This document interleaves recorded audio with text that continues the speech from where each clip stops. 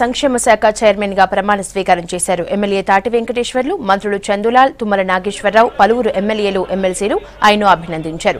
సంక్షేమ పథకాలు అందరికీ అందించడమే ప్రభుత్వ లక్ష్యమని అన్నారు తాటి వెంకటేశ్వర్లు. చైర్మన్ పదవి ఇచ్చినందుకు సీఎంకు కృతజ్ఞతలు తెలిపారు.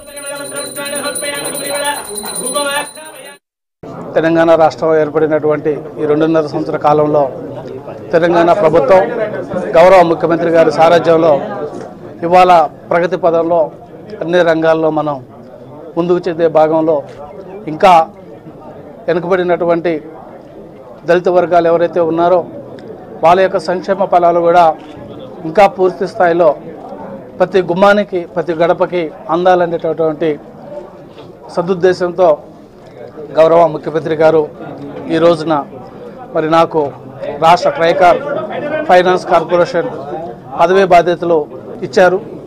ఈ సందర్భంగా వారికి నేను మరి జీవితాంతం వారికి నేను రుణపడి ఉంటాను.